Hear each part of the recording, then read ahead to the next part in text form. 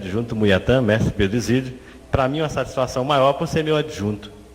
E a pergunta que a gente tem sempre feito, inicialmente, para todos quanto nos ajuda nesse trabalho, é inicial. A primeira, salve Deus, mestre Pedro Isídio. Salve Deus. Como é que foi que o senhor encontrou, qual foi o primeiro contato que levou o senhor a vir ao Vale do Amanhecer, a conhecer o Vale? Foi através de um casal amigo, que na época eu tinha um carrinho e eles me pediram, o que você faz com esse carro, assim, assim? Eu falei, não, roda à toa, não, vamos em tal lugar, assim, assim. Aí eu digo, vamos, topei de cara. Aí viemos um dia, isso foi mais ou menos em junho de 1970. Eu sei que nós viemos aqui um dia à noite, uma quinta-feira, e essa estrada terrível, ruim que era, Deus me livre. Mas a gente chegou aqui e não demos muita sorte não, que não tinha nenhum trabalho. Eles ainda tentaram a falar com tia Neiva, mas tia Neiva também não pôde atendê-los. Então a gente voltou sem participar de nada, sem ver praticamente nada, somente o templozinho que estava começando ainda, não estava terminado ainda o templo de madeira. Ainda estava faltando algumas coisas. Então daquela primeira vez realmente a gente voltou sem participar de nada, mas já ficou na cabeça. Inclusive por incentivação deles, eles diziam, não, qualquer hora a gente volta e a gente... E assim aconteceu, eu vim uns dias depois com eles e aí já tinha, naquele tempo era só linha de paz e aí já fui atendido na linha de paz, recebi os passos e gostei. Gostei e cheguei em casa, eu transmiti para minha esposa. Falei, agora descobri o que eu queria. E ela, como sempre, já cortou na hora. Falou, não quero nem saber de espiritismo. Já vem você com suas coisas. Falei, não, lá é diferente. Eu vou te levar lá. E assim passou dias e nós voltamos aqui novamente como casal, que é a Tida, mas o Edilson, não sei se o Guto lembra, né? Eles são funcionários da SEB, os dois, né? Inclusive eles devo muito para eles, que eles foi quem me trouxeram aqui pelo menos umas 3, 4 vezes. Aí eu consegui também trazer a minha esposa.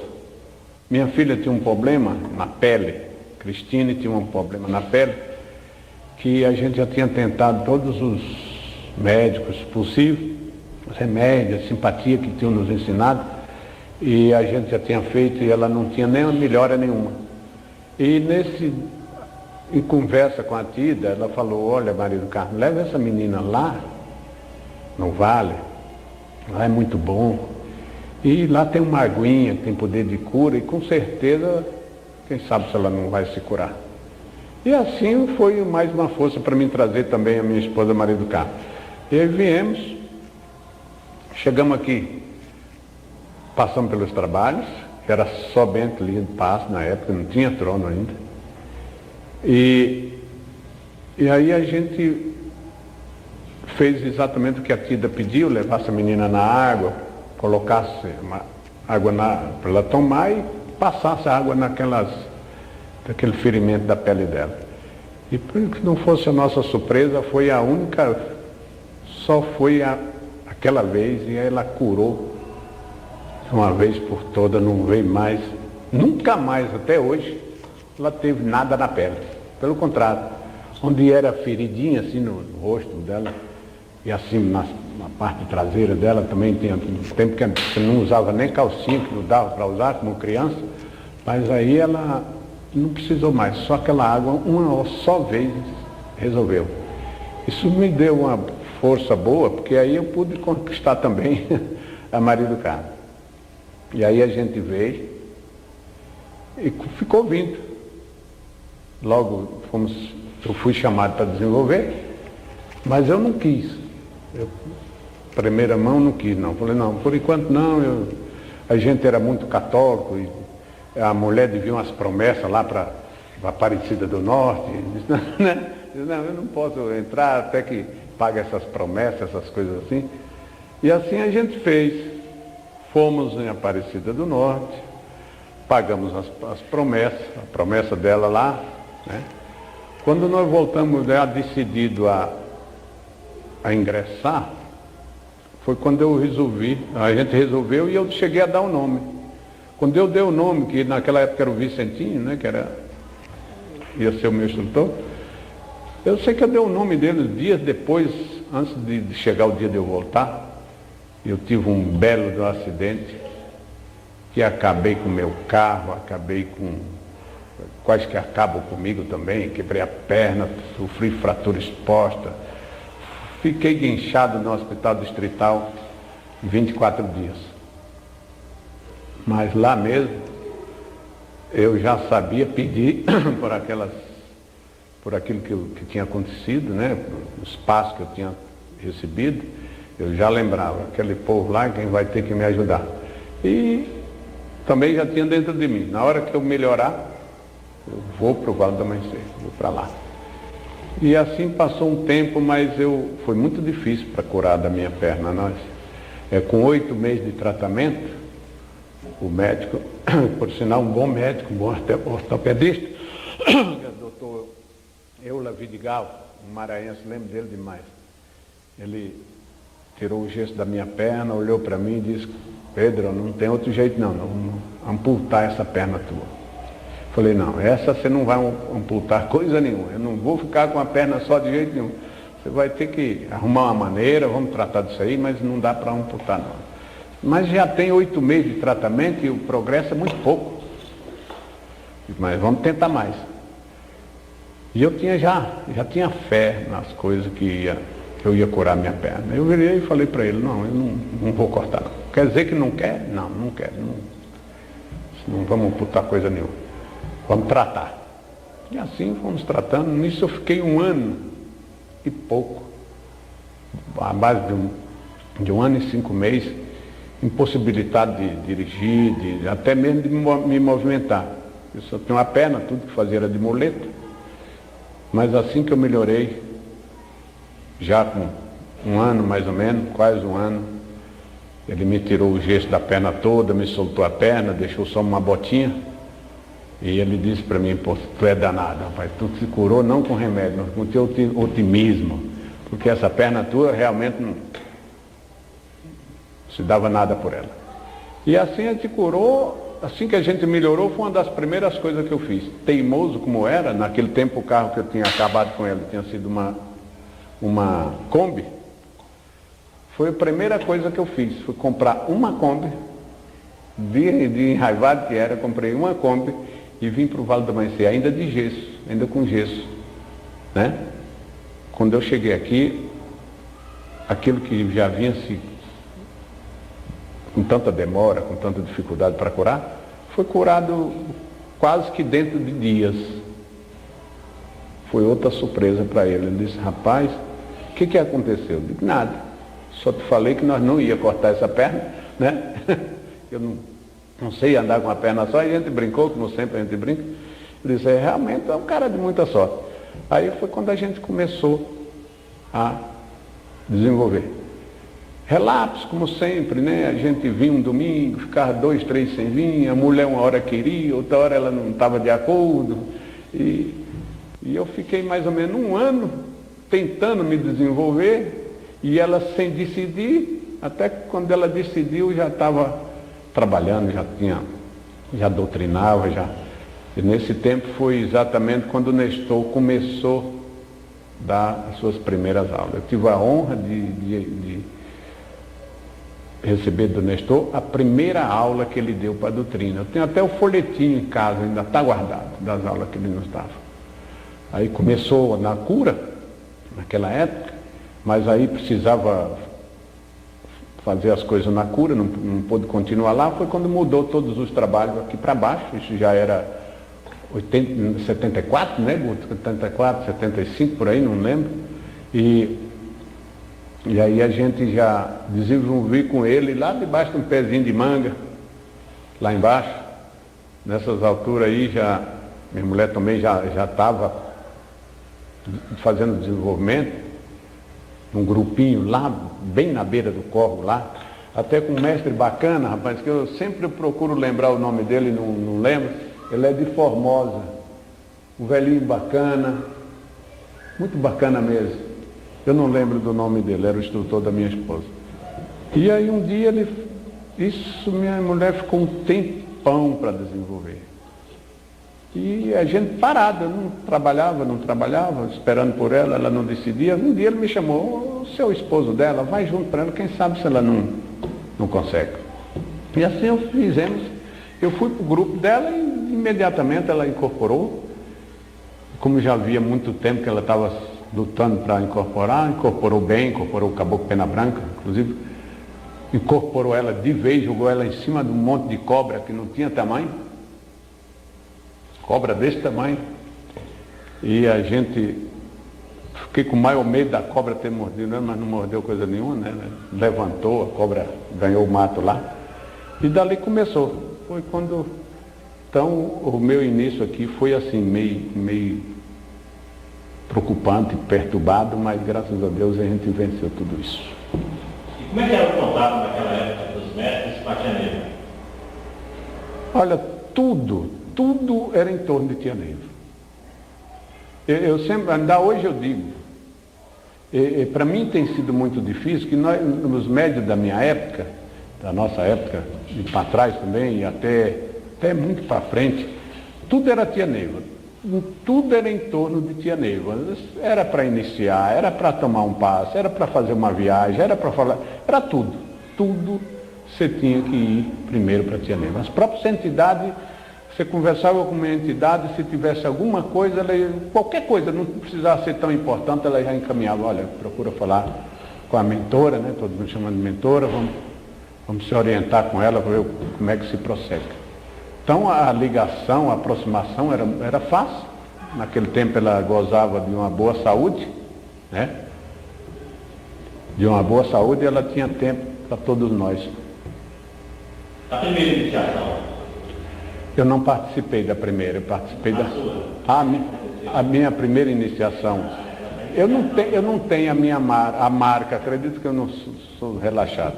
Mas eu sei que eu lembro que nem hoje, a gente iniciou, a primeira iniciação que tia Neiva fez, onde hoje é a Cruz do Caminho. A iniciação ficou ali um bom tempo, e eu fiz ali a primeira, a gente fazia direto com ela, a gente se ajoelhava diante dela. Então eu fiz, não lembro a data, mas foi... Eu e a minha esposa já iniciamos num dia só. E naquele tempo também não era fácil, não. A gente pouco ligava para a iniciação. Tinha médium que nem pouquíssimas pessoas. Uma vez eu falando com o Brito, aquele Brito de Planaltina, aquele forte, né? Ele disse assim, não, rapaz, inicia. O que é isso? Faz a tua iniciação, inicia a tua esposa, rapaz. Mas não estou trabalhando, não, mas é bom iniciar, coisa. Naquele tempo era só quem mandava mesmo era a fitinha. Tendo a fitinha, estava ótimo. Então foi por incentivo do Brito, do mestre Brito, do qual eu tenho muito respeito por ele, foi que a gente resolveu fazer a iniciação. E naquela época, como é que surgiu a ideia ou o convite de parte de tia Neiva do adjunto, da formação do adjunto? Isso aí já foi muito depois. Muito depois. Olha, eu depois da iniciação, eu também não fiz o primeiro grupo de elevação, não fiz. Eu fiz o segundo. Eu fiz porque tinha um dia, eu ia passando, e ela me chamou e disse assim, meu filho, você fez essa elevação primeira? Não fiz do 108. Então você não pode ficar fora da próxima. Tá bom. Então me aprontei para fazer o segundo grupo, né? Então, da iniciação veio elevação, que foi um bom tempo, né? A gente ficou aí uns 2 anos mais de iniciado, para depois pensar em mestrado, né? Depois do mestrado veio as classificações de falange, né? Que naquele tempo era a ordem nossa, e eu tenho tanto respeito por isso, porque eu lembro que nem hoje, eu era mestre luz, né? E jaguar positivo. E eu saí como jaguar positivo. E um certo dia alguém virou para mim e disse assim: você não pode estar na minha frente, eu sou um mestre luz. Eu disse, tá bom. Aí fui para o meu lugar, né? Depois, claro, já aí com o meu trabalho, né? O meu trabalho foi que fui convidado a ser primeiro mestre luz consagração, o orixá da falange.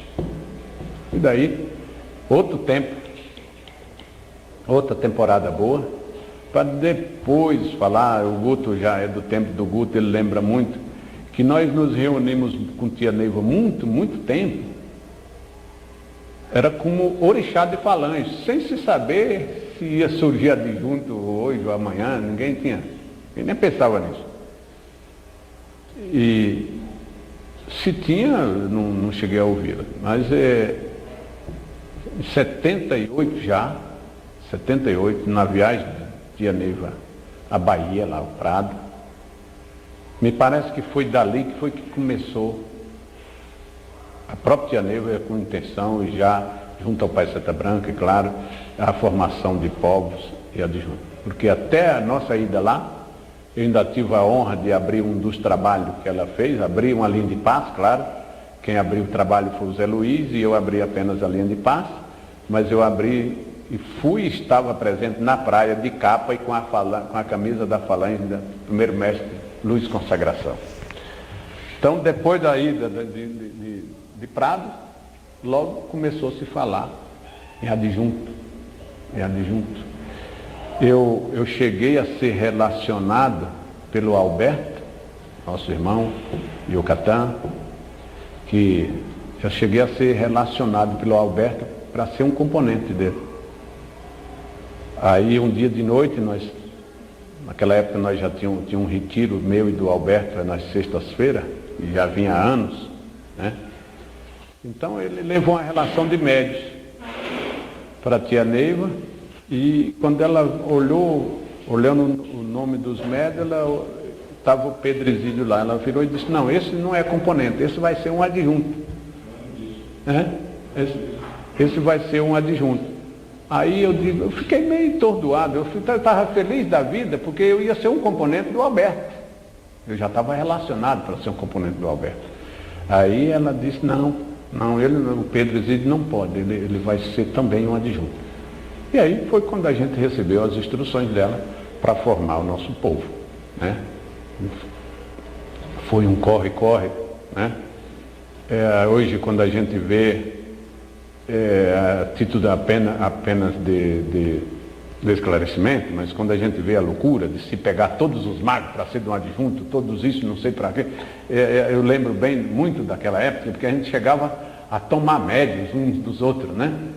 Muitas vezes o cara tinha dado o nome para ser, por exemplo, Amanhã, e eu chegava lá e falava: não, mas eu já dei o nome para ser Amanhã, mas tu é meu amigo, a gente se conhece há tanto tempo, então a gente terminava ganhando, né? Um e outros, né? Já tinha outros que era escolhido mesmo, não tinha jeito.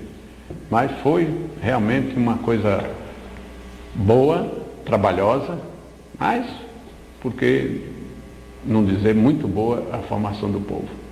Foi ali também que a gente começou a se sentir gente, porque você começou a ser visto pelos outros, e a melhor forma de se entender e de se sentir gente é por outras pessoas, fica mais fácil.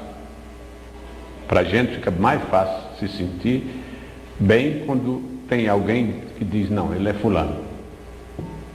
Parece que existe uma história entre um fato que aconteceu com o Dr. Ralph, que tem um episódio aconteceu com o Dr. Ralph contigo? Uma história? Ah, tem. Isso já foi bem depois, já algum tempo depois da formação de adjunto. Isso já foi mais ou menos, quer ver? Eu já tinha Brasilinha, né? 80, por aí, 1980. Eu tinha uma coriza que nada fazia parar. Eu tomava remédio direto, usava essas coisas para o nariz, que existia na época, eu usava de tudo e nada parava. Quando foi um dia, à noite, bastante tarde da noite, eu tinha saído daqui, né? Sentado num trabalho aqui e fui para casa. Quando eu chego em casa, isso em torno das 3 horas da manhã, 3h30 da manhã, o telefone toca. Aí eu fui atender o telefone. Quando eu atendi o telefone era o Mário Sassi. Aí ele disse, espera aí que Neiva quer falar contigo. Eu levei um choque, um baita de um choque. Na hora daquela tinha saído daqui, tinha Neiva querer falar comigo. Mas aí ela me falou comigo na maior das alegrias. Falou, ô meu filho, graças a Deus, olha, Dr. Ralph acabou de passar o remédio para lhe curar. Está aqui, está escrito, você dá um jeito de vir buscar a receita. Naquele tempo ela passava a receita para comprar na farmácia mesmo. Né? Lembra? Inclusive ela passou um remédio para mim que não existe mais, uma injeção por nome Desbi. Eu tomei uma série delas e tomei um iodo, um tal, a base de iodo, não sei o que lá. Eu tomei por 2 etapas. Passado e escrito por Dr. Ralph. E aí curou, graças a Deus, curou o meu nariz. Segundo ele, eu tinha uma abertura frontal aqui, que o líquido que circula na cabeça descia. Fechou. Acabou.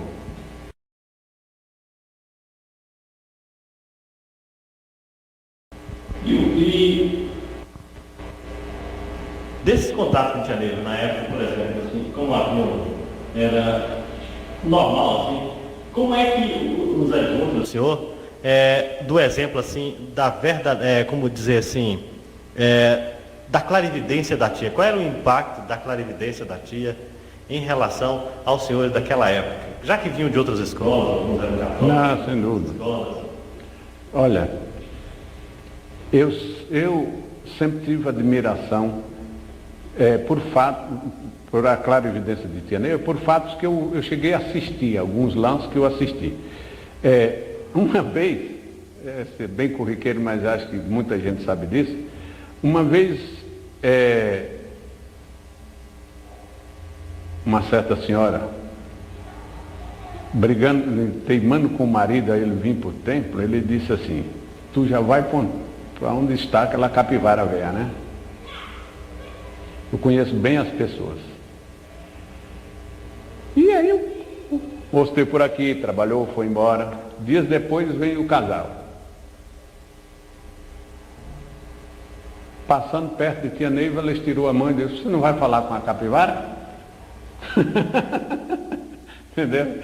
Então isso marcou muito, né? Eu contava, fatos assim marcantes, que cada vez mais envolvia. E eu acho que muita coisa que hoje tem pouco, desculpa, mas o respeito daquela época era diferente.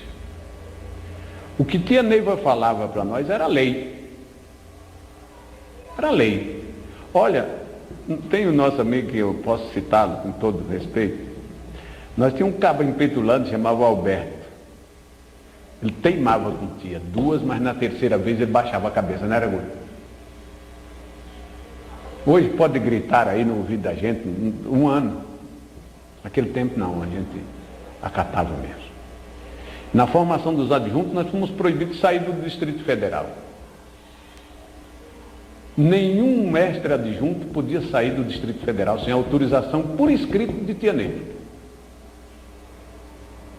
Todos acatou, menos um. Perdeu o povo. Não lembra, né? Não vou dar o nome para fora de ética. Então a gente acatava mesmo. Acatava mesmo, que tia dizia, olha, estou vendo isso.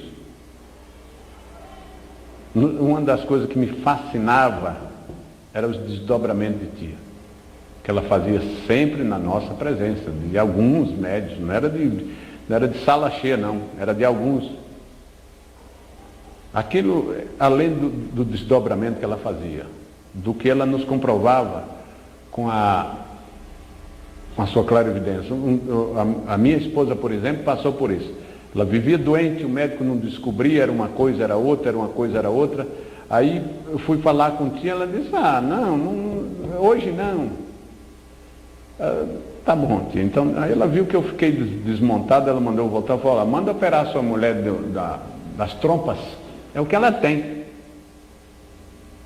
Vai no Gama, procura, acho que o Guto conheceu, procura uma doutora, como é que é o nome dela? Eliana. Procura a doutora Eliana no hospital do Gama, que ela vai certo na doença de sua mulher. E assim nós fizemos, fomos no Gama, chegamos lá, ela fez todos os exames, exatamente, tinha que tirar uma trompa. Então era coisa, não tinha por onde duvidar não, era para valer, realmente sabia das coisas. Também existe uma história do adjunto Munhatã, em relação ao templo de Unai. Tem. Aquilo Ave Maria. Eu um dia estava no... são coisas que realmente eu tenho todos os motivos de ser um adjunto verdadeiro. Porque recebi todas as verdades possíveis. Se eu não fosse, eu seria um canalha. Um dia eu estava, naquele tempo eu tinha recebido o trabalho de quarta-feira, que era do Júlio. Eu recebi a seguinte ordem: fica perto do Júlio, abre na frente dele e deixa ele falar pouco. E assim eu já vinha fazendo há algum tempo. No comando do trabalho, um dia às 4 horas da tarde, tia Neiva me chama, era só um, não era 3 comandantes na época, não, era só um comandante no radar. Naquele tempo é importante isso. Quem era o segundo comandante do trabalho era o presidente da mesa evangélica. E o terceiro seria o comandante dos tronos. Por exemplo, se houvesse algum transtorno que o presidente do trabalho precisasse sair, mesmo para jantar, a gente vinha jantar na Casa Grande, quem ia ficar no radar era o presidente da mesa evangélica. Hoje a gente fala de comandante, naquela época era presidente. Se afastasse o presidente do radar e da mesa evangélica, quem vinha era o presidente dos tronos. Então, tia Neiva mandou me chamar no radar, não lembro por quem, né? Mandou me chamar na Casa Grande, né? Estava no radar, e ela, chegando lá, ela disse assim, meu filho, arruma para você ir para Unai agora. Ô tia, eu estou no trabalho oficial. Eu disse, daí? Pai, Santa Branca está aqui, está dizendo que você tem que ir para Unai agora. Era de tarde, né? Mas é agora mesmo. Vê se você reúne os médios aí, vai para Unai agora. E eu estava aí com minha família, minha esposa, meus filhos ainda pequenos, né? E aí comecei, tinha o Décio, tinha o Chilon, a Ruth, tinha o William na época, era nosso componente, ainda hoje é da ordem, mas naquela época ele era componente. Eu sei que nós, imediatamente, seu Vicente Peitudo, uma turma, nós reunimos 16 médios. E isso tinha que ser de imediatamente, como ela falou. Aí eu voltei lá e falei, tia, estou com tantas pessoas, fulano e fulano e fulano. Filho, graças a Deus. Então, olha, se arruma, se manda. E o trabalho, você sabe que eu sou tão despreocupado que eu não lembro para quem eu deixei no radar? Não lembro. Eu sei que ela mandou passar o radar para alguém e fosse para onde ir. Me deu um bilhetinho dizendo mais ou menos assim: meu filho Norberto, o Pedro Isidro, adjunto Munhatã, é o homem certo de arrumar as coisas aí em Unai. assinou embaixo. E eu fui. Eu não sei se vale a pena deixar registrado, mas ela tinha muito medo dos componentes não aceitar mais o seu adjunto, que era o Norberto. Então, cheguei lá, chegamos já à noite, naquele tempo difícil demais, essa estrada aí perigosa, terra, buraco, ladeira de todas as espécies. E a gente chegou lá à noitinha. Quando nós chegamos lá, era mais ou menos umas 8 horas da noite. Escuridão terrível. Ninguém no templo, o templo fechado. Ninguém no templo, mas já tinha uma sirene. Então, o que nós fizemos? Descobrimos a sirene e começamos a buzinar. Puxamos a sirene, de 5 minutos a gente estava lá. Começou a chegar médio. Começou a chegar médio, daqui e dali, e os que nós já tínhamos levado também, né? Aí abrimos o templo e passamos para dentro. De repente, a gente atendeu, naquela época, eu lembro que nem hoje, 153, 156 pacientes. Olha, já era mais ou menos 9 horas, 9 e pouca, quando nós abrimos o templo. Ainda conseguimos atender a quantidade de pessoas que foram atrás. E eu não sei porquê, mas eu pedi um mestre, deixei ele direto na sirene. Daqui 5 minutos você toca essa sirene.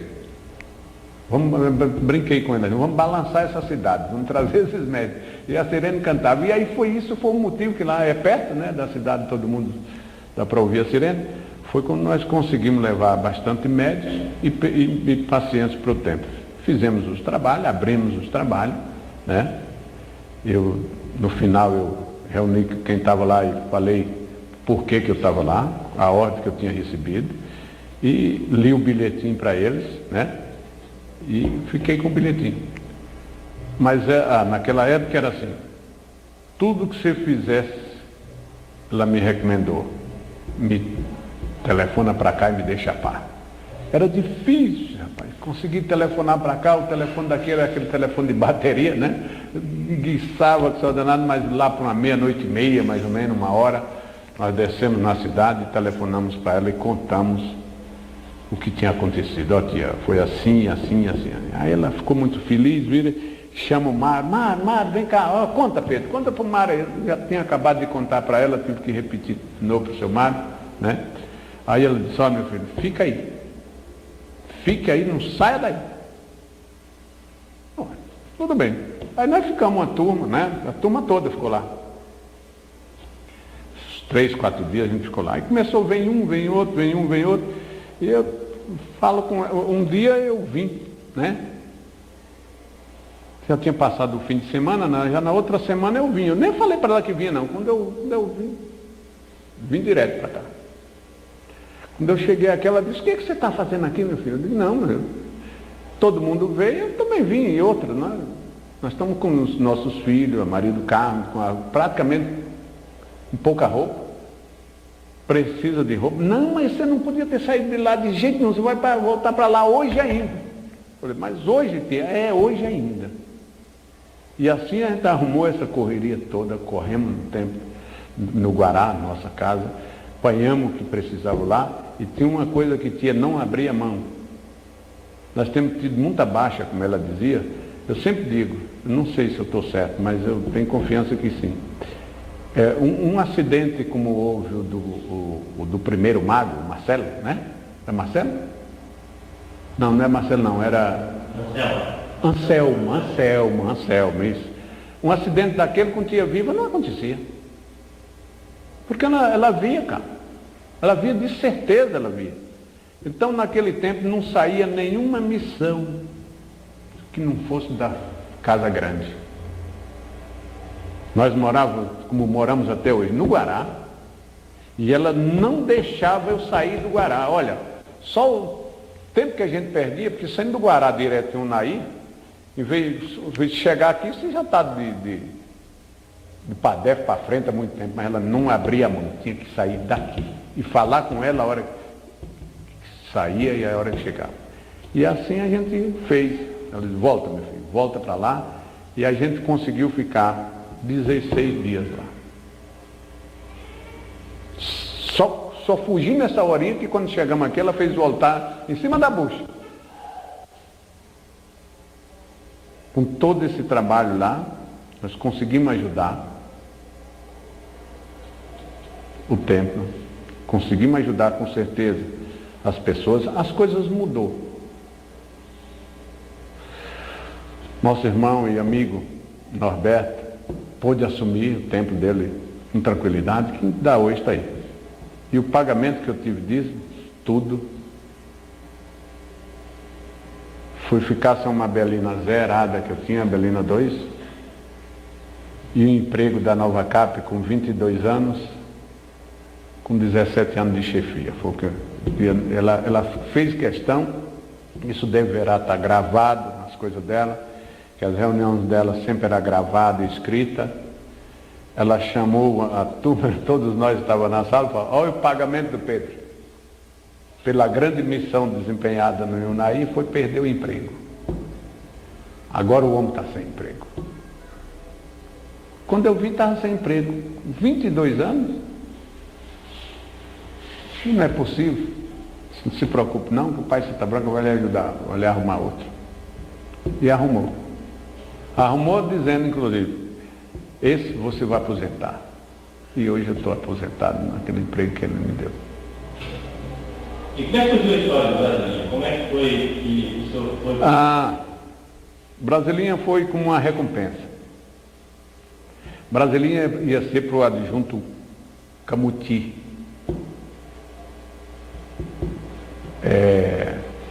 Mas Capuchin, né? É.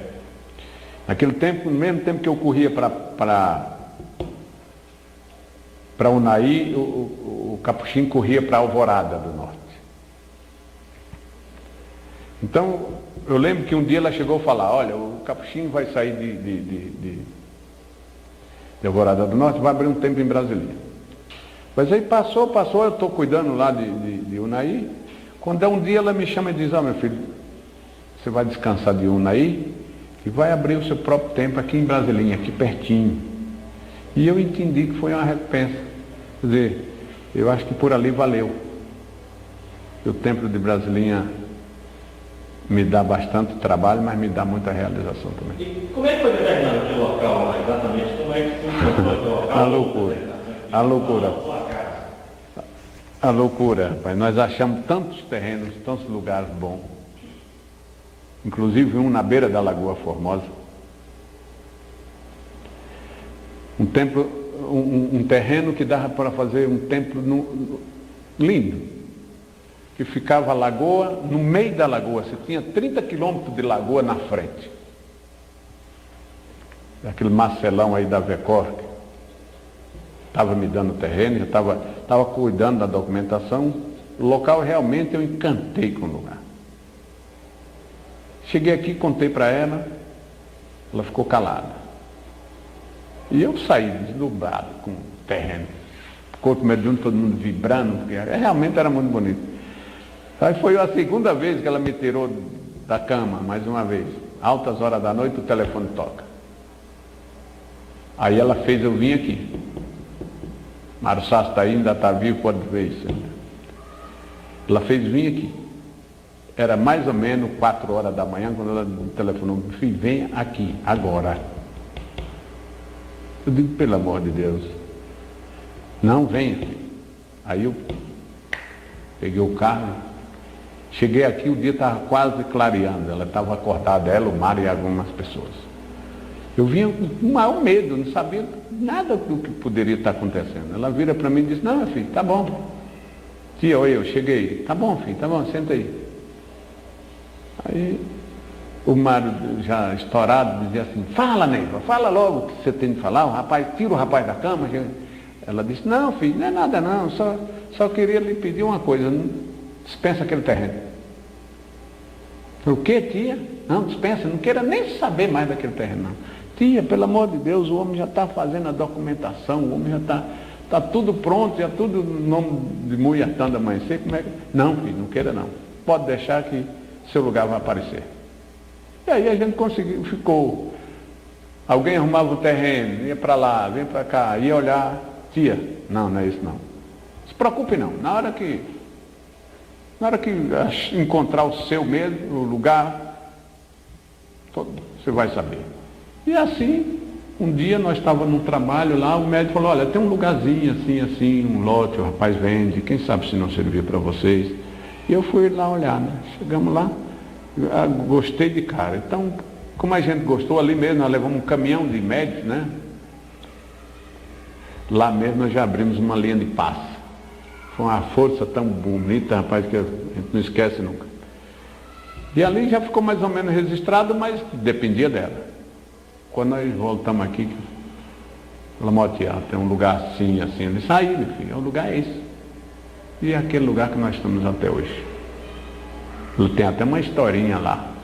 Ela me disse que era ali o local do templo, porque ali é um cemitério de índios, que tem cerca de 500 espíritos, segundo ela, enterrados naquele lugar. E agora, quinta-feira, nós tivemos a honra de conversar com um deles, que está bravo porque nós estamos quase terminando.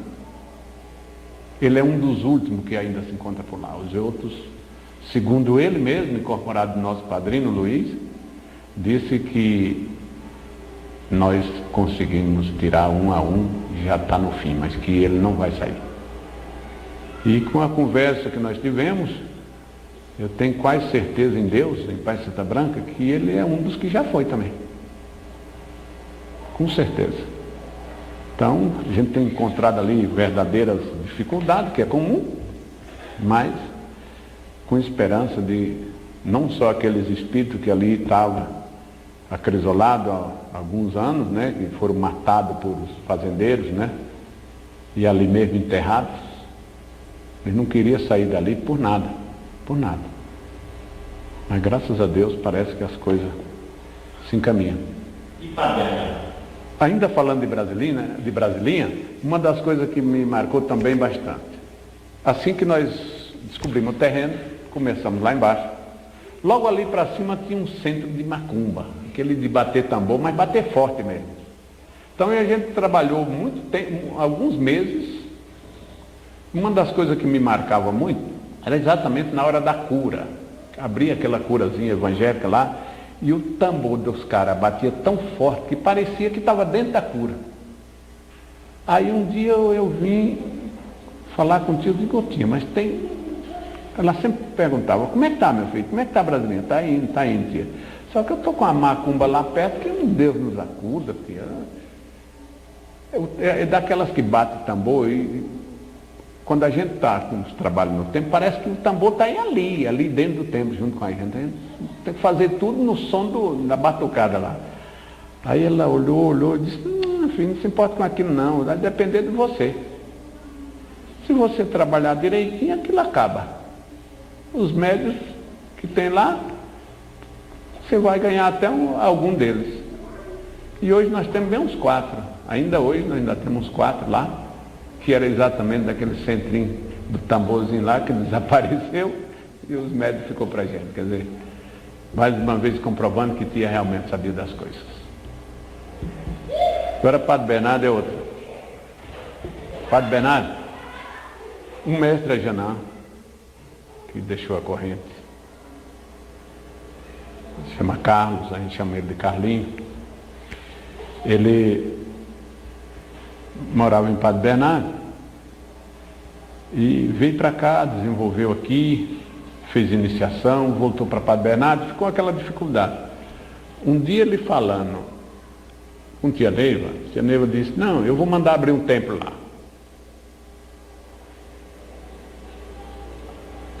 Aí passou outro tempo, ele voltou e falou, tia, como é que ficou? Conversou com o Luiz, ele veio e conversou com o Luiz Soares, que hoje é nosso padrinho. Sobre lá, como é que a dificuldade dele, que tinha conversado com tia, e que tia tinha prometido um templo para lá. Aí, conversa lá, a tia Neiva disse, aquela área é do Pedro Exídio, está perto de Brasilinha, está no mesmo rumo, né? Tá por ali, então é do Pedro Exídio. Aí mandou me chamar e falamos ali da possibilidade de se abrir um templo no Padre Bernardo. Ficou falado ali. Mas eu fiquei meio com o pé atrás. Eu não sei se eu vou, nem bem comecei Brasilinha, já começar Padre Bernardo também. E aí, passado uns dias, ela voltou a me dizer, não, meu filho, não mexa com o Padre Bernardo, não. É muito dependioso, porque eu acredito que ela viu da minha má vontade. Disse, não, meu filho, não mexe com o Padre Bernardo, não. Mexe com o Padre Bernardo, não, muito dependioso, muito difícil, está sofrendo muito em Brasilinha e coisa. Aí eu fui como tirasse um peso das minhas costas. Graças a Deus, né? Graças a Deus. Aí esquecemos o Padre Bernardo. Esqueci completamente. Passado um tempo, ela vira para mim e diz assim, meu filho, como é que está indo o Padre Bernardo? E como é que é? Como é que está indo o Padre Bernardo? Tem muito médico já e coisa? Eu falei, não, tia, a senhora mandou que eu parasse, que eu não fosse. Ah, é? Esquece. Esquece. Aí, logo começou a apertar a doença de tia. E vai, até que chegou o desencarno. Quando ela desencarnou, realmente eu estava feliz, porque eu sabia que não ia para Padre Bernardo nunca. Mas ao ela desencarnar, eu me senti na obrigação de cuidar do Padre Bernardo. Também a iniciativa própria, minha. Vou para Padre Bernardo, vou pedir a Deus faça um pouco daquilo que tia queria que fosse feito lá. E fomos. E Padre Bernardo é aquilo que você já conhece. Gostoso como nunca. Só falta o Guto ir lá que dia 2 nós vamos levar ele. Né? Me realiza muito. Ali, outro sofrimento.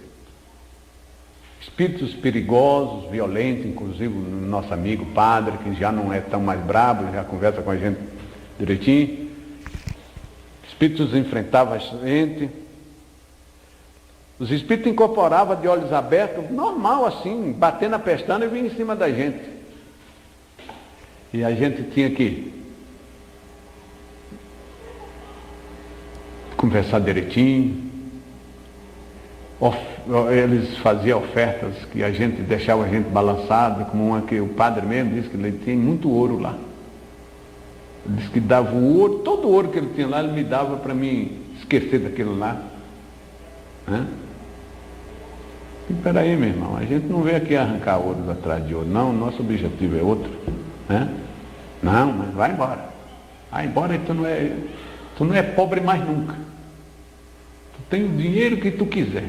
Eu ponho nas tuas mãos, mas por favor, desaparece daqui. A gente foi conversando com ele devagarzinho, e parece-me que ele entendeu que nós não fomos lá buscar ouro e fomos sim ajudar. Padre Bernardo, nós encontramos barreira de todas as espécies. Primeiro contato que eu tive com o Padre Bernardo, eu fui direto com o prefeito. Ele me disse o seguinte, era José Salim Salamão.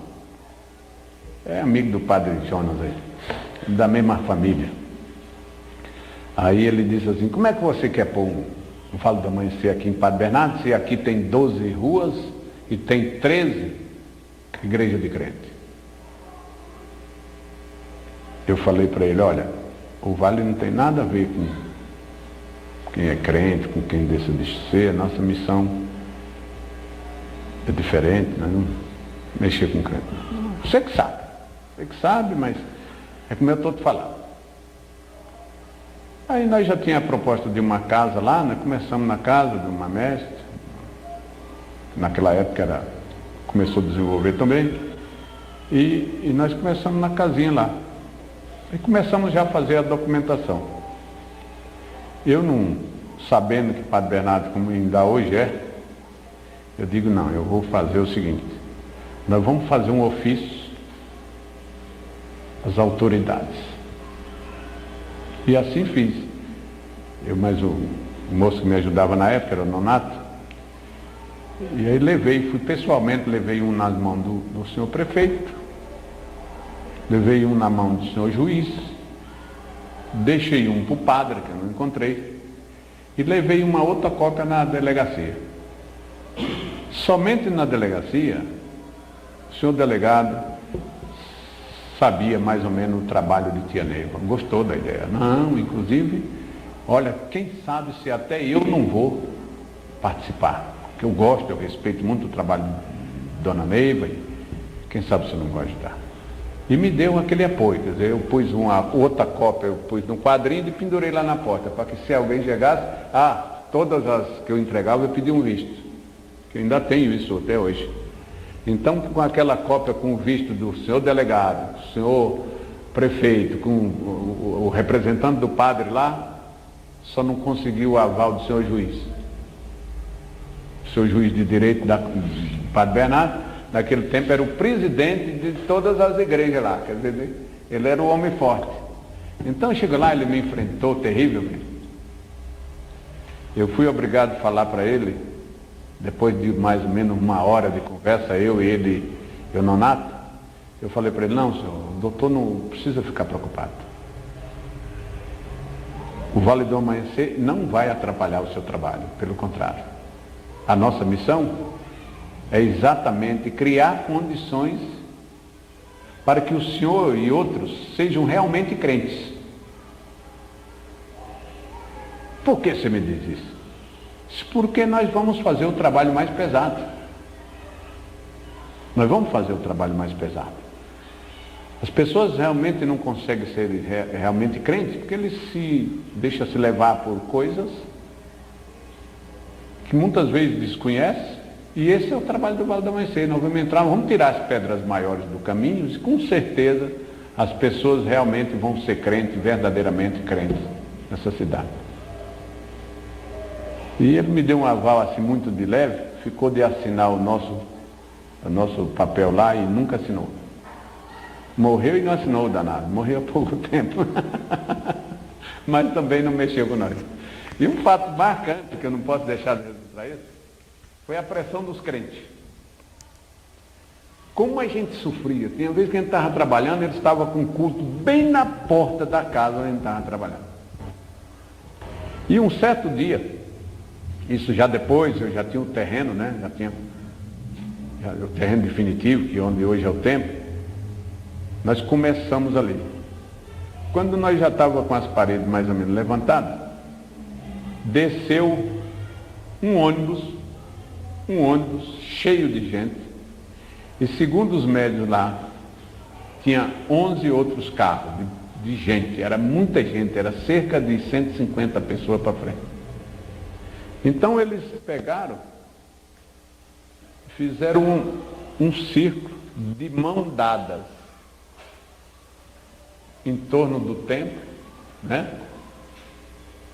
E fizeram lá o trabalho deles, segundo eles, para espantar o demônio do Vale do Amanhecer.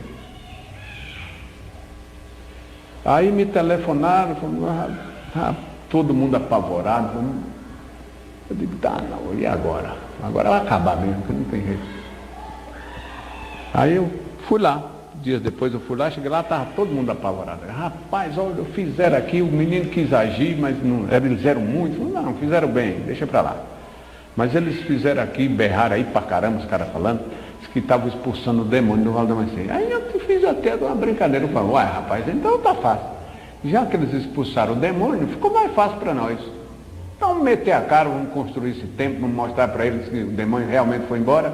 E foi exatamente o que a gente aconteceu. A gente virou a coisa e o templo está lá. Nós pegamos o negativo e transformamos em positivo. Não foi? Eu achei isso de uma inteligência que, claro, não foi minha. Foi alguém que ter batido aí no meu ouvido, porque eu peguei esse tema lá. Já que eles expulsaram o demônio, poxa, o nosso trabalho mais pesado aqui é ele, então ficou fácil, vamos fazer as coisas. E fizemos. Graças a Deus, não tem tanto mérito, mas já tem um tempo. Ninguém pode reclamar do Pedro Exídio.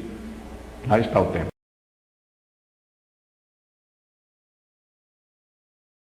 Pronto. E hoje, como é que é o relacionamento? Como é que a cidade, o templo, os crentes, né? Na cidade, na verdade, são os crentes. Sem dúvida. Como é que continua hoje? Não é mais como era. A verdade é que já existe um pouco de respeito por o que se diz Vale do Amanhecer lá em Padre Bernardo. Isso dito por moradores de lá. Médios que moram vizinho de crentes, já ouviram, segundo eles, não foi para mim, mas já ouviram, segundo eles, dizer que realmente esse Vale do Amanhecer tem alguma coisa porque ninguém conseguiu aparar, né? A coisa está aí e eles não puderam fazer nada.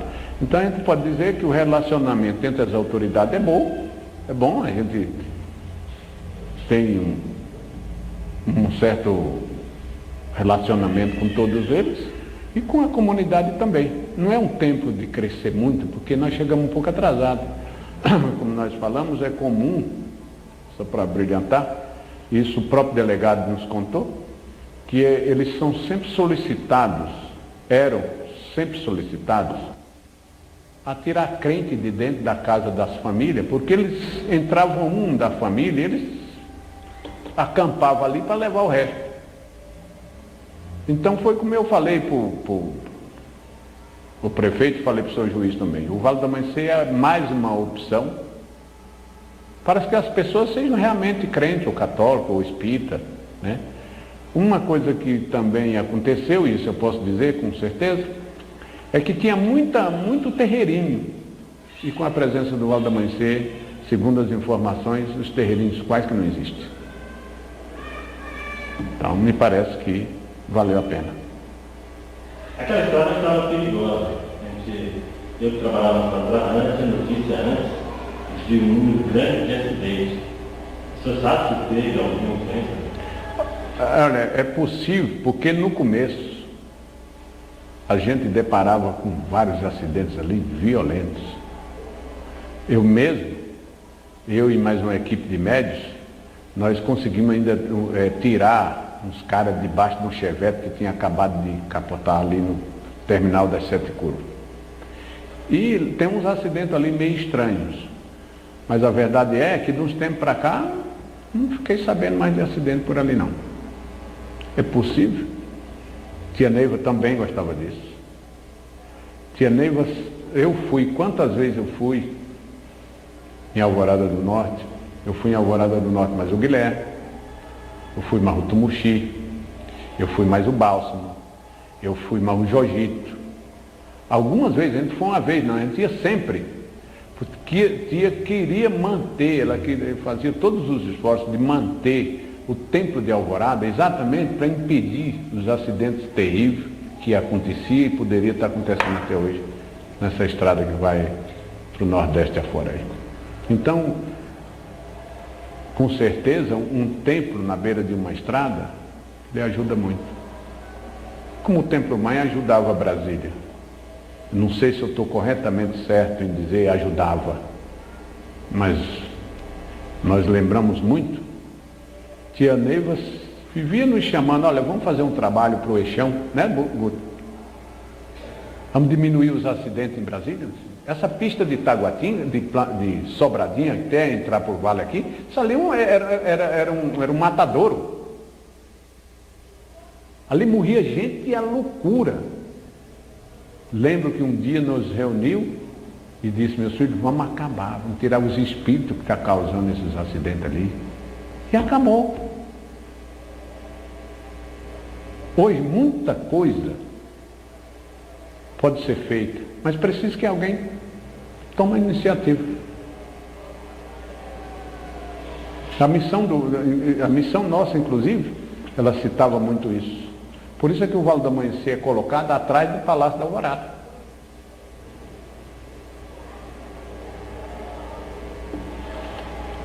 Para segurar, é para impedir.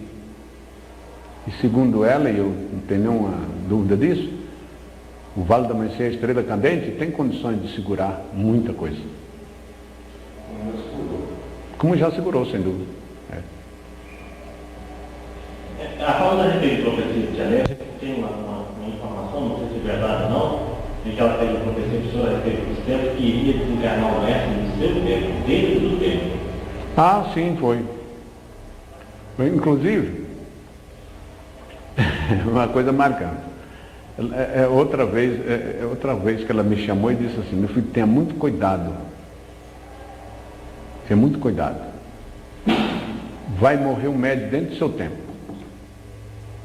Rapaz, e como eu sofri com isso, viu? Para mim, qualquer arruaçazinha que estava, já era a hora do... já era o cara que estava desencarnando. Eu fiquei num trauma, rapaz. Mas passou tempo. De vez em quando eu lembrava, graças a Deus, acho que passou o tempo, né? Quando é um belo dia, o moço, o médico, está de retiro. Seu Luciano, velho bacana, que Deus lembre dele, bacana mesmo. Ele passou o dia de retiro, lá tardezinha, no anoitecer já, abriram a linha de passe lá e ele, como todos os médicos, foi tomar um passinho lá. Na hora que ele pôs as mãos aqui, tomou o primeiro passo, quando ele seguiu para tomar o segundo, caiu e já caiu morto. Na linha de passe. Então, eu fiquei com medo, mas não deu nada, porque ele já tinha problema do coração, né? E a família já sabia que quem estava segurando ele mesmo um pouco era o Valdemar. E como segurou alguns anos, mas morreu lá dentro, para confirmar aquilo que ela tinha me prevenido. Tem cuidado, meu filho, vai morrer um médico dentro do seu tempo. E foi dito e feito. E morreu até outro, não sei se de qual que ela estava falando, porque em Padre Bernardo também já morreu um. O cara se suicidou lá dentro do templo. Então uma bala no vidro que saiu do outro lado. Cara bom, rapaz. Eu não entendo como é que uma pessoa daquela chega a um ponto de fazer uma coisa dessa. Até hoje não entendi. Beleza, amigo, camarada, cuidadoso, bom doutrinador. Lá, ficou lá o fim de semana, trabalhando no sábado, domingo, veio embora, na segunda-feira, 10 horas da manhã, ele estoura os miolos. O filho da mãe. Ah, tudo bem. E o primeiro cavaleiro da nossa roda as pessoas se ligam muito no primeiro cavaleiro da nossa roda, está na hora da gente saber a história da gente saber um pouco da história do primeiro cavaleiro da Lança Rosa. Olha, é tal coisa. Eu acho que isso... Muita gente me pergunta, como é que foi? Como é que é? Eu tenho uma cartinha comigo, escrita por tia Neiva, dizendo o seguinte: meu filho, vou lhe dar uma posição de destaque no Turigano. Eu guardei aquela cartinha, está lá comigo até hoje. E depois disso foi que surgiu o Cavaleiro da Lança Rosa. Uma coisa ela sempre dizia: meu filho, eu tenho em você um homem evangélico. Ela gostava muito de bater no meu peito e dizer isso. Teve um dia que ela bateu e disse assim: meu filho, você é a minha esperança. E esses lanças assim, e de repente me é dado o Cavaleiro da Lança Rosa. Começou, do qual foi um presente, mas a história é bem curta, não tem outras explicações não. Inclusive a gente passa até por certos apertos, porque surgiu Cavaleiro da Lança Vermelha, Cavaleiro da Lança Lilás, Cavaleiro da Lança Rosa, depois veio o Cavaleiro da Lança Azul e do Bale. Vinha depois, né? Tá lembrado? Então, quando consagrou, quando ela criou o Cavaleiro da Lança Vermelha, o Guto tá aí, lembra bem? Ela chamou 2 mestres, colocou um como primeiro e outro como segundo. Ali, onde é o restaurante do Batista hoje. Chamou o F, chamou o Pedrinho, não sei das quantas, ele é do adjunto do Germano, né? Esses 2 homens são os Cavaleiros da Lança Vermelha, do qual o F abraçou e o Pedrinho nem ligou. Nem ligou. Eu nunca nem vi ele fazendo trabalho de Cavaleiro da Lança Vermelha, mas foi dado por tia. Os 2. Depois de um tempo, foi que ela passou a autorizar o EFRE a formar novos cavaleiros da Lança Vermelha. Ficou eu e o Guilherme, Lança Lilás, e eu, Lança Rosa. Nós fomos pelo menos umas 2 a 3 vezes com Tia Neiva procurar sobre o nosso povo, se nós formava ou não. Eu já tinha inclusive uma equipe de médios de Jaguares que queria ser Lança Rosa.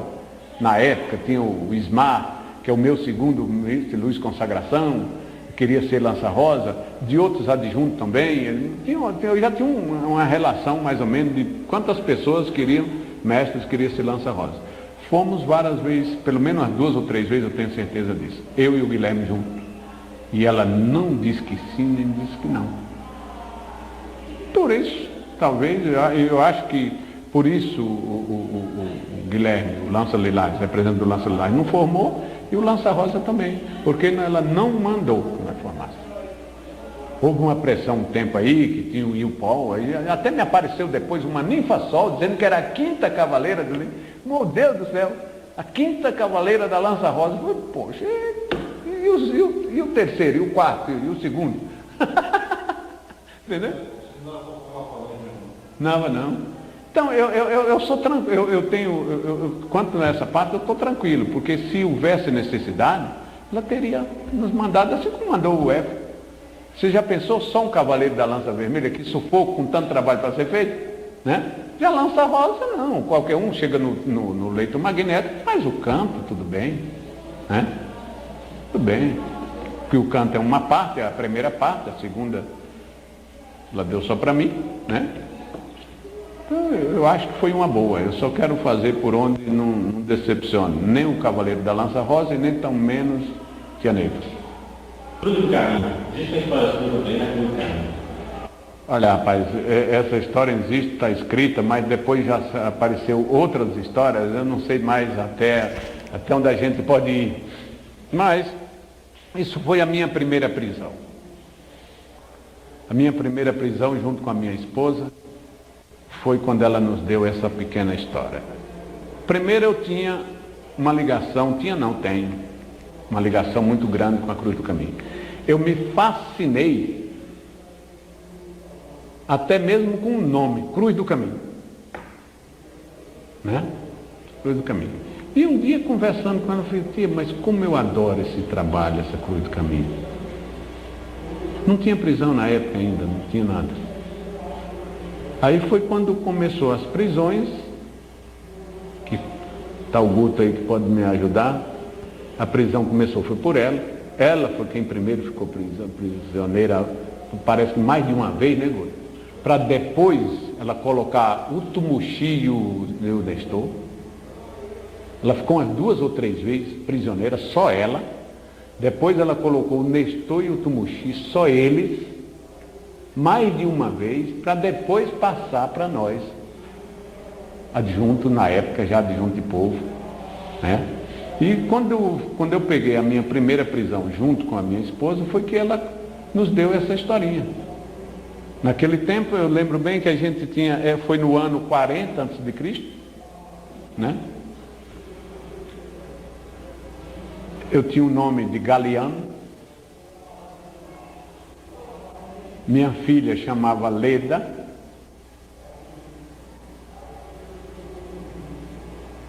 Eu não lembro o nome do que era da... Eu sei que mais ou menos o seguinte, nós estávamos juntos, eu, a Maria do Carmo, Cristina e Fábio, nós estamos juntos por várias vezes. Naquela época nós já estávamos juntos. Então, eu me rebelei, mais ou menos, como Galiano, saí fora da corte e arrumei tomei de assalto um certo castelo, né? Que esse castelo ficou conhecido depois exatamente pela bravura, não seria bravura, e sim pela ignorância de Galiano, né? E o ponto de referência deste castelo, segundo a história que eu tenho, era uma cruz, que já tinha o nome de Cruz do Caminho. Era como se você fosse para o plano piloto, você tem que passar pelo Sobradinho, né? Então, essa Cruz do Caminho já existia lá, que também servia de referência. É tua nível, parece. Que já tem como referência, serviu de referência também para aquele castelo. Então, a ligação exatamente do que havia entre o castelo e a Cruz do Caminho, eu não lembro bem.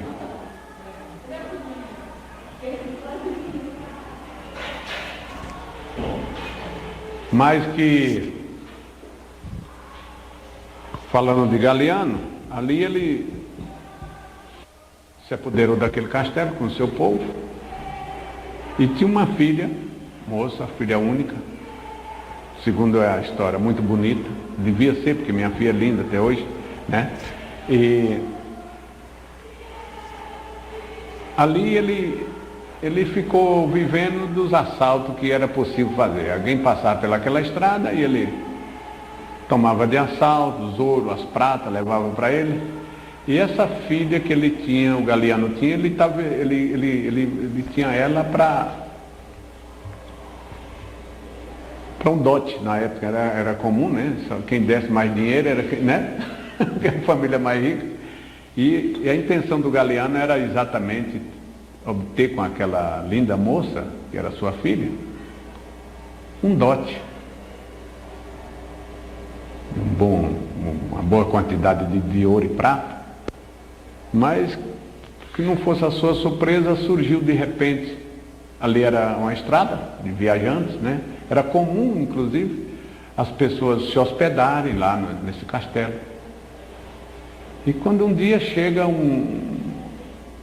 os viajantes, e segundo a história que nós temos escrito, entre esses viajantes estava o cavaleiro da lança vermelha.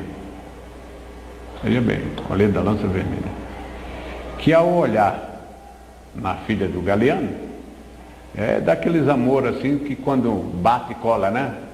Se viram e não se esqueceram mais, mas o velho não queria de jeito nenhum aquele amor, aquela aproximação, porque ele queria obter com a sua filha, é claro, um dote maior. E aquele viajante lá não tinha nada para oferecer. Então, começou aí o meu karma, o karma assim do Pedro Exídio, né? Porque, segundo tia, foi assim mesmo. Começou ali a raiva de Galiano e o amor de Leda pelo cavaleiro da lança vermelha, que ninguém conseguiu proibir nem empatar. Mas ao descobrir o que ele fez, ele prendeu a menina no porão do castelo e usou as correntes em cruz e entregou para a governanta. Ele tinha toda a certeza de que a menina lá no porão daquele castelo, encorrentada, com mais a governanta tomando conta, ninguém, o cavaleiro da lança vermelha, melhor dizendo, não se aproximaria dela. Mas o amor sempre foi mais forte, segundo ela mesma dizia. E eles terminaram se encontrando. Mas como era temível seu Galiano e seu povo, ele fugiu, mas ficou por perto, o lança vermelho. E o Galiano usou de todas as tramas para pegá-lo, não conseguia. Quando ele viu que era impossível, ele foi covarde pra caramba. Ele mandou um mensageiro junto ao cavaleiro da lança vermelha, que também tinha uma tropa, tem o seu povo, que é exatamente o povo, com certeza o povo que está aí, né? Dizer para ele que não precisava ter mais cuidado de Galiano, não, o Galiano não queria mais nada contra ele, né? Mas foi uma cilada. Ele queria era matá-lo, né? E assim foi feito. O mensageiro foi lá, transmitiu o recado. O cavaleiro da Lança Vermelha veio com a sua tropa, né? Mas quando estavam na luta, o povo do Galiano com o da Lança Vermelha, o cavaleiro da Lança Vermelha arrumou uma maneira lá, conversou a governanta e carregou a menina mesmo encorrentada. Tem muito a ver com o que nós fazemos aí, mesmo encorrentada.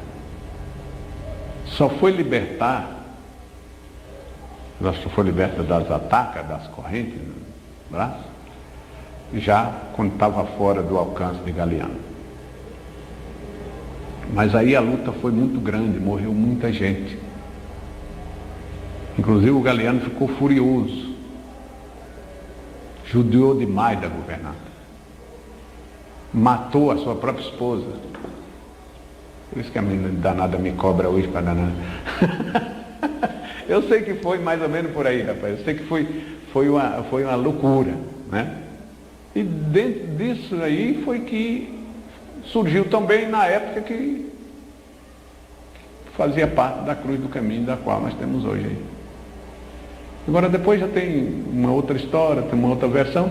Eu não sei bem qual é a que está correta, mas a que eu tenho dado por tia Neiva é mais ou menos assim.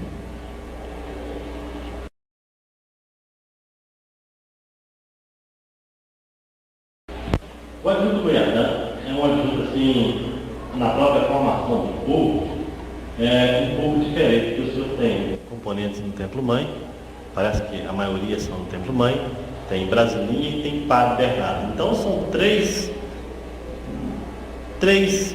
situações e três raízes diferentes. Então a primeira pergunta que eu faço ao senhor é a seguinte: o que é o povo Muiatã para o senhor? Quem é esse povo? O que ele representa para o senhor? E essa diferença, como o senhor vê assim, essas três raízes, essas três formações do povo Muiatã? Olha, primeiro, o povo Muiatã para mim é tudo.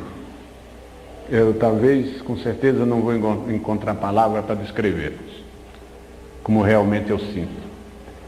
E quanto está essa separação, é uma coisa também que me chamou bastante atenção, porque já teve oportunidade, eu já fiz isso por mim mesmo, e de vez em quando eu faço. Uma vez eu digo assim: hoje eu vou em Padre Bernardo, vou em Brasilinha, vou conversar com o povo de Padre Bernardo, vou conversar com o povo de Brasilinha, vou fazer a reunião das 4 horas lá no Templo Mãe. E assim eu fiz. Fui em Brasilinha, dei a aula evangélica até às 10 horas,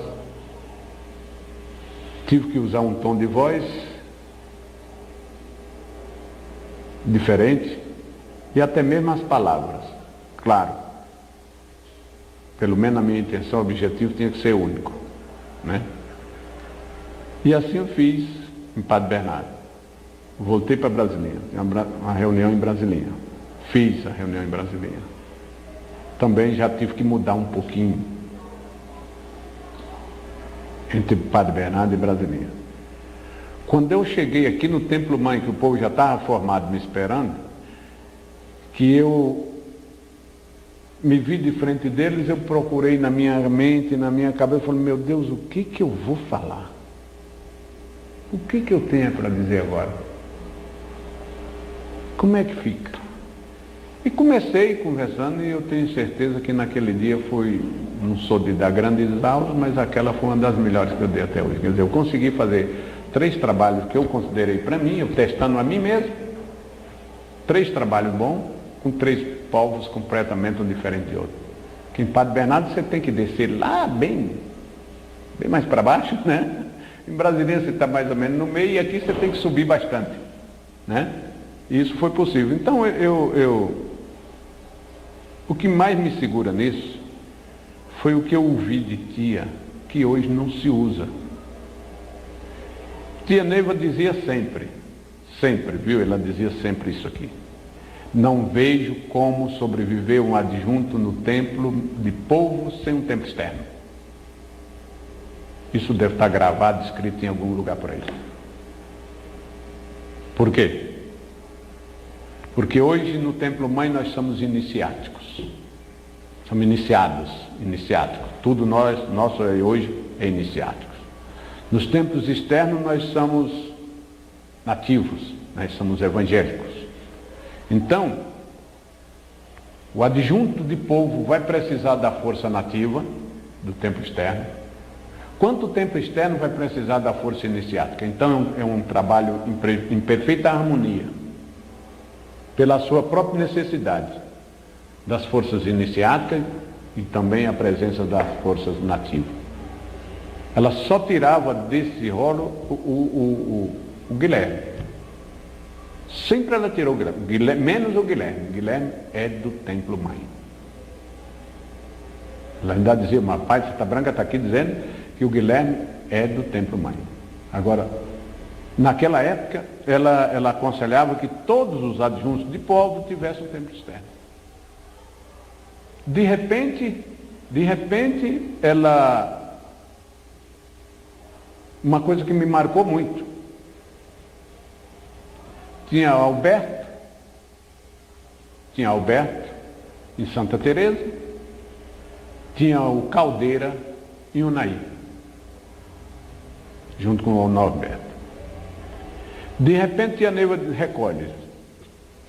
Alberto, volta para o Templo Mãe e não vai mais em Santa Teresa. Tira o Caldeira de Unai, recolhe o Caldeira do Unai para o Templo Mãe e imediatamente manda o Pedro Isidro para lá. Eu falei, essa minha mãe gosta muito de mim, né? Uma fogueira dessa ela me joga. Aí eu não entendi, ué. Aí ela começou a falar, lugar de adjunto de povo, adjunto do Templo Mãe é no Templo Mãe. Mas eu entendi, espero eu que eu tenha entendido. Primeiro, isso não é nenhum desmerecimento de nosso não, mas era a verdade. O adjunto xodó de Tia Neiva era o Alberto. Não era, Guto? Ela amava e respeitava e queria, claro, todos nós. Mas o Alberto, ela tinha um cuidado todo especial. Eu pessoalmente fui na casa do Alberto várias vezes, mandado por Tia Neiva saber o que estava acontecendo com ele. Nós tínhamos um retiro, como já falei, na sexta-feira. No retiro que o Alberto não aparecia, ela mandava me chamar, vai na casa do Alberto hoje, saber o que foi, me telefone para dizer o que foi. Eu fui 4, 5, não sei quantas vezes na casa do Alberto. E o caba sempre dando dele, deixa para lá, tá tudo bem, não sei o que lá, danado. Então, eu entendi o seguinte, que realmente a coisa pesou para o Alberto lá em Santa Teresa, e Tia ficou com medo de acontecer alguma coisa com ele e trouxe ele para o Templo Mãe. Com Caldeira também, porque não é possível, porque ela tira os dois e me empurra para Unai, assim com ordem por escrita, né? O adjunto Muiatã, mestre Pedro Isidro, é a pessoa certa de consertar o Unai. Se tinha saído de lá o Caldeira, que é, sem dúvida, o segundo adjunto da época. Então, eu entendi que ela foi mãe 2 vezes. Como sempre, porque ela, vendo do que ia, da decepção que poderia ocorrer com os dois, trouxe de volta para casa. E ela tinha certeza também que eu ia me sair bem em Unai, e foi realmente quando eu me senti mestre. Eu devo muito no Unai, eu não vou esquecer disso nunca. Foi o Unai que me fez o médico que eu sou hoje. Com certeza. Com todos os sofrimentos, com toda a loucura que eu tive que fazer, né? Sacrifiquei a minha vida, a vida dos meus filhos, o meu emprego, a saúde, sacrifiquei tudo, mas segundo o Pai Santa Branca, incorporado em Tia Neiva, eu superei a espiritualidade, a própria espiritualidade, ou seja, o que aconteceu em Unai, eles não esperavam que acontecesse com a minha presença lá, superou, foi além do que eles esperavam. Então, eu só posso ficar com a primeira, que é bom para o adjunto de povo do Templo Mãe ter também a força nativa.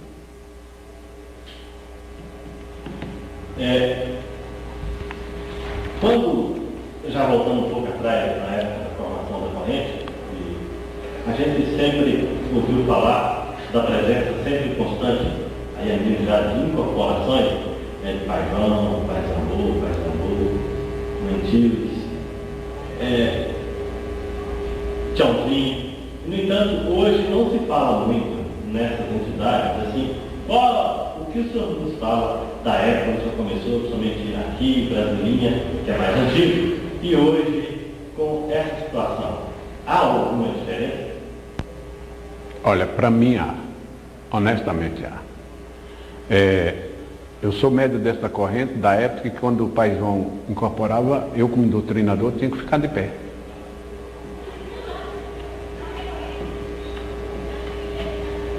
Então me assombra hoje, realmente me assombra bastante, quando eu vejo a facilidade, a mecanização que existe entre nós. Inclusive sabendo de que nós estamos exatamente fazendo aquilo que tia Neiva não queria que acontecesse conosco. Ela queria médios, sim, conscientes. Consciente a ponto da sua própria missão, do seu próprio sacerdócio. Então hoje a coisa ficou muito fácil. Isso eu provoco sempre entre nós, entre o meu povo. Provoquei em Brasilinhas, quinta-feira. Eu conversando, dando uma aula que eu dei de manhã, de tarde, aliás, no intervalo do retiro, eu falei propositalmente 3 vezes em Pai Seta Branca, nem um médico se mexeu, mandei eles ficar de pé. Porque é falta de respeito. Nós, médios desta corrente, temos por obrigação, de onde ouviu o Pai de Seta Branca, o nome de Pai de Seta Branca, nós nos curvar um pouquinho e dizer salve Deus. Isso não tem mais entre nós. Quer dizer, realmente me assombra de que a gente vá perder os nossos principais valores. Eu tenho muito medo disso. Parece que mudou, não sei o que foi.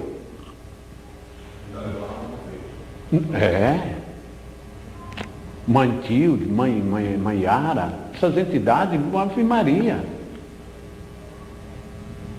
Ave Maria, eu tenho verdadeira admiração àqueles médicos daquela época, todos têm o maior respeito por uma entidade dessa. Hoje não, se incorpora na linha de passe, bate no peito dizendo que é pai. Não, essa é outra mecanização, mecanismo que eu desconheço. E o médium, por exemplo, o médium antes de tia Neiva, ele é diferente dos médicos que hoje estão no momento?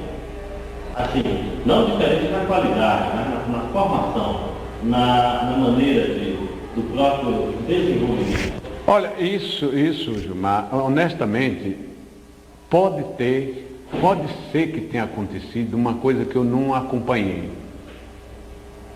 Foi a evolução.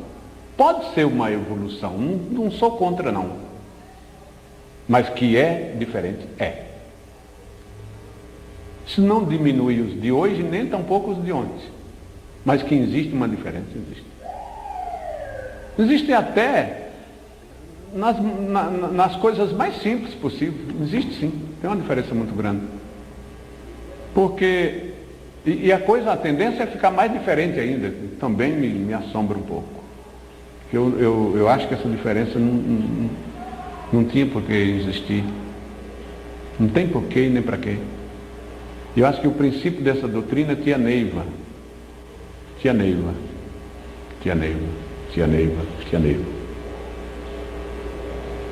Qualquer filosofia, ou prática, ou conhecimento, ou técnica, para nós não diz nada.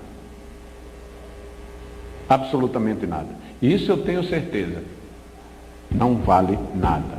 E nós estamos comprovando isso. A filosofia é Pai Seta Branca e tia Neiva. Tia Neiva e Pai Seta Branca.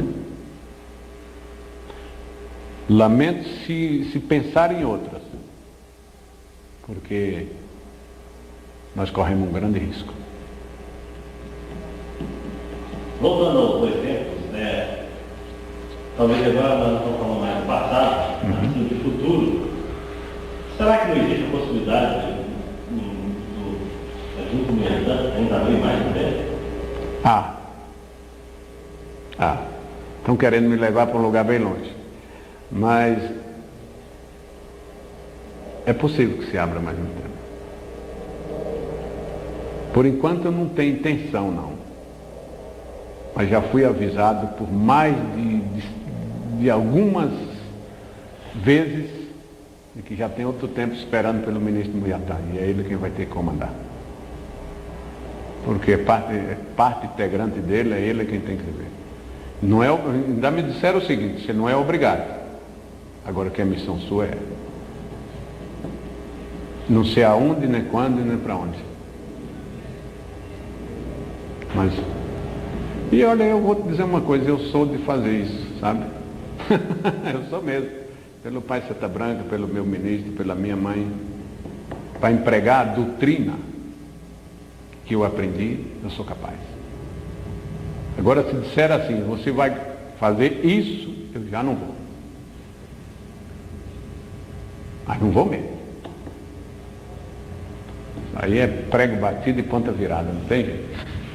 Nessa última consagração, lá perto do Portão da Estrela, o senhor sai da cruz, olha o povo tudinho e se emociona. Bastante.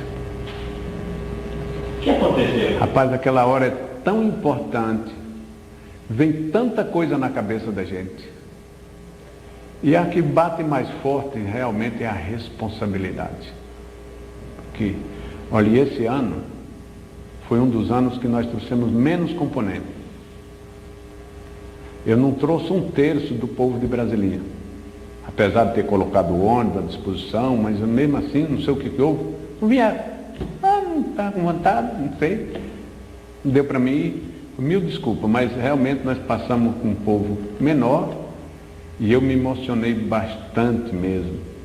Primeiro, no começo aqui, eu recebi de um componente a notícia de que estava se mudando de adjunto.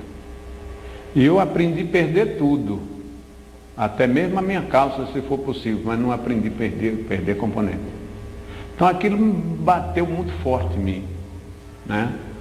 E eu já saí me segurando, inclusive tive dificuldade para fazer o meu juramento, que realmente abalou bastante a mim, aquela decisão do mestre. E ao entrar no portão que eu chamo Portão das Muruacis, eu olhando para trás, vendo o meu povo, não sei se você presenciou, eu realmente me emocionei muito e me emocionei mais quando vem um casal correndo e diz assim: seu Pedro, há anos que eu quero ser do seu adjunto, deixa eu consagrar com o senhor. Eu quero ser, eu e minha esposa decidimos. Olha, nós deixamos o nosso adjunto lá embaixo, subimos correndo para não perder essa consagração com o senhor. O senhor nos aceita? E eu digo: olha, meu filho, se for da tua vontade, é da minha. E para que não fosse a minha surpresa, ele estava vindo exatamente do adjunto do qual o meu saiu para ir. Então aquilo ali mexeu bastante comigo. Talvez eu não saiba nem explicar realmente o que eu senti na época, no momento ali, que mexeu bastante comigo. Me veio tudo na cabeça. Bom, um foi para lá e o outro veio para cá. O que está acontecendo? Será que é para ser assim mesmo? Então essas consagrações mexem muito comigo. Só peço a Deus e os homens que se harmonize, que façam as coisas direito, para que nunca na história do mestrado do Jaguar aconteça o que aconteceu o ano passado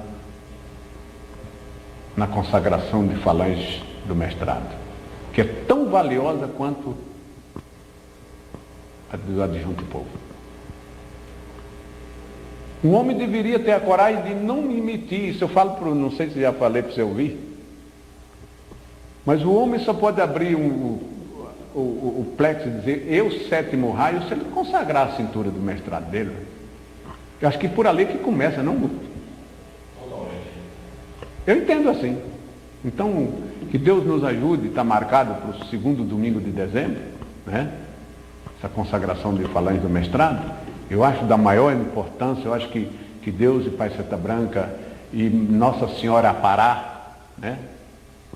que a recomendação, o Guto conhece, a recomendação dessa consagração, seja no dia do Nossa Senhora da Conceição, seja 8 de dezembro, se cair no domingo. Se não cair no domingo, que seja no domingo mais próximo do dia 8. É o dia certo de consagrar as falanges do mestrado. Inclusive, tia nos colocava para cada um levar uma rosa, deixar no lago, né? Bonito, era uma maravilha, uma beleza. De repente, isso vira uma confusão, meu Deus. Mas isso é outro departamento. Bom, Fiquei distante, com o senhor, se eu quiser, se eu for, vou deixar registrado. Eita, rapaz, essa realmente é a hora boa, né? Olha... Eu queria falar só sobre uma coisa. O mestrado hoje, o corpo mediúnico, os adjuntos, eles dão muito valor à consagração de adjunto que existe todo ano. Mas eu sei que você, assim como eu, é um seguidor fiel do que tia Neiva deixou. Eu também não abro mão do que ela deixou, em hipótese alguma. E dentro do que ela ensinou, você não acha que, pelo que nos foi ensinado, o 1º de maio é a nossa data máxima, é o nosso principal ritual, assim como as unificações? Então, eu te pergunto, você não acha que seria está tendo uma inversão de valores, está tendo uma injustiça com o 1º de maio? Porque a consagração do adjunto, eu concordo até que ela tenha que haver, lógico, mas hoje se dá mais ênfase à consagração do adjunto do que ao 1º de maio. Quando que nós aprendemos que o 1º de maio, para-se tudo, para-se todos, e se dediquem exclusivamente ao 1º de maio. E na consagração do adjunto vem assim quantidades enormes de médios. Cada um faz questão de trazer o seu povo, seus componentes. E no 1º de maio não há esse interesse. No 1º de maio não existe essa real intenção de cumprir uma coisa determinada por nossa mãe, e da importância que o 1º de maio exerce, não só em termos da doutrina, mas em termos mundial. Que ele atinge, o 1º de maio atinge o mundo e prepara as energias para o médium continuar caminhando essa semana, esse ano que se segue. O que você acha disso? Guto, é outra coisa que me assombra bastante. Eu já disse isso para o meu povo. Aquele que não tem coragem de ir do 1º de maio deve ter a humildade de não comparecer na consagração de adjunto. Já falei. Porque realmente não existe. Não existe. Eu acho que o dia 1º de maio é para a eternidade o dia mais importante para o espírito espartano, para o mestre Jaguar, na missão de Jaguar hoje. Eu lamento profundamente de que a direção não se atente para essa finalidade, porque realmente você falou uma coisa importante. Nós corremos o risco de invertir as coisas mais principais, como muitas delas já não existem. E se nós chegarmos ao ponto que chegamos, o risco é maior ainda. O 1º de maio é o dia D para nós. É o dia principal, é o dia em que o médium se anodiza por um ano. Você tem um ano de proteção. A consagração do adjunto, de componente, eu acho que ela é necessária também. Mas é dentro daquilo ali. Aquele que não pôde vir dia 1º de maio, devia não comparecer no dia 10 de outubro ou 11, quando caiu o domingo, né? Para se consagrar componente e povo. Eu acho que o 1º de maio para nós é principal.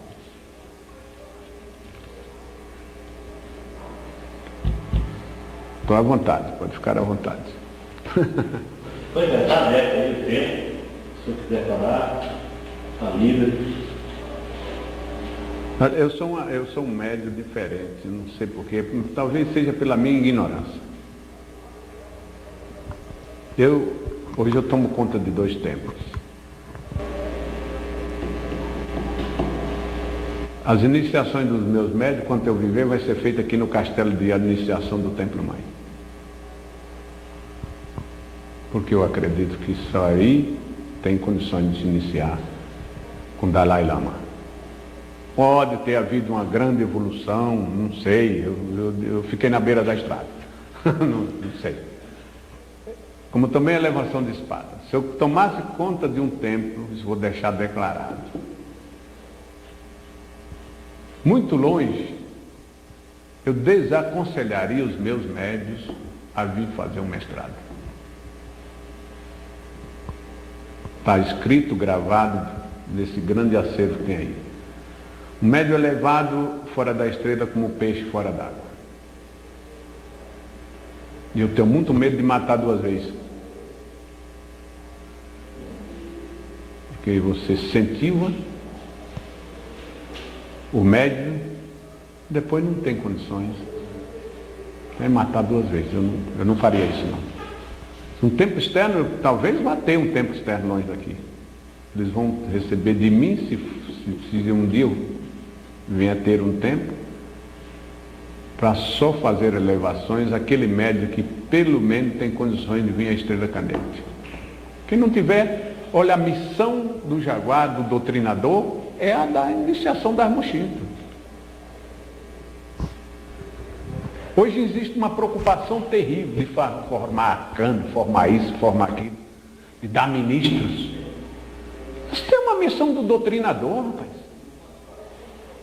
Eu acho que todos os que aí existem foi realmente trazido pela áurea de cada um, por uma clarividente que sabia fazer das coisas.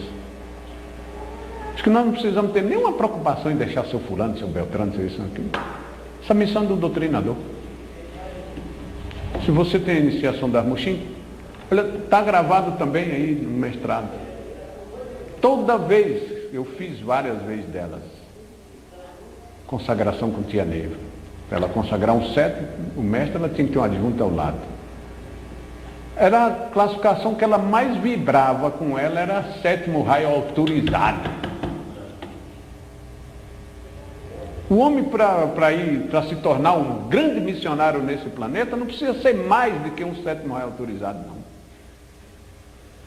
Não precisa. Não precisa. Títulos é responsabilidade. Nessa corrente é. Muitas vezes a gente não tem condições de... Né? Por aí. Mais?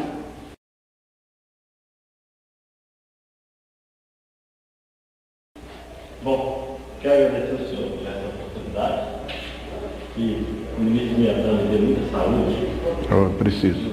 Muita saúde, muita paz, que o senhor levar essa missão à frente.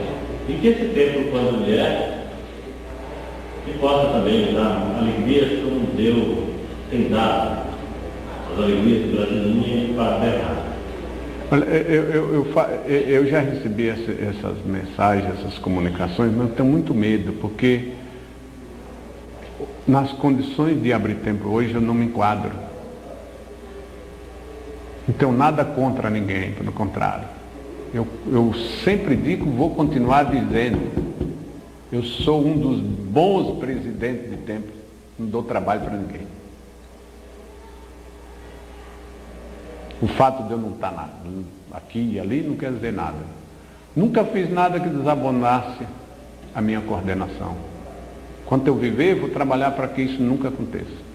Vou fazer dentro daquilo que eu aprendo.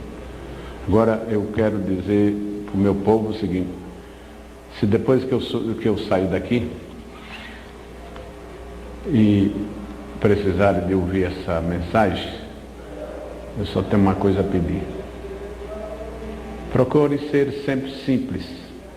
Simples, simples. Toda a nossa doutrina se resume na simplicidade. Foi na simplicidade de tia Neiva, foi na simplicidade de Pai Seta Branca, foi na simplicidade de Mãe Teovina, né, Guto? De Mãe Teovina, de Mãe Yara, quando apareceu doentinha na cadeirinha de roda. Foi quando a gente cresceu, foi quando tia se tornou a grandeza, o poder que é hoje.